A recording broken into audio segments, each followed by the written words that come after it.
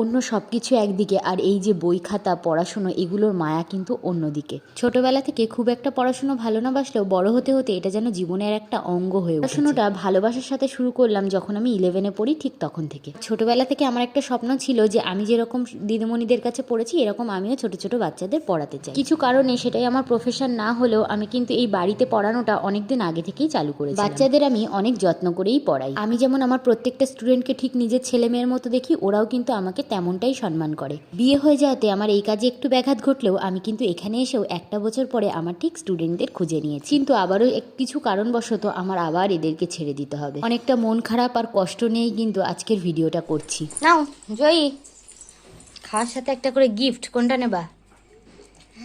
নাও তুমি নাও, তুমি নাও, খোলা হবে না এখন, তুমি নাও, নাও তুমি নাও।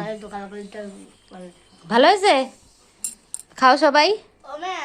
ফেয়ার অয়েলের খাওয়া দাওয়া। হ্যাঁ, এটা কি ফেয়ার অয়েলের গিফট?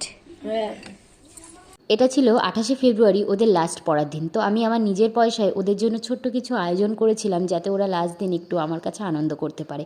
লুচি, ঘুগনি, একটু একটা পেন, এটাই ছিল আমার তরফ থেকে ওদের জন্য ছোট্ট একটা উপহার।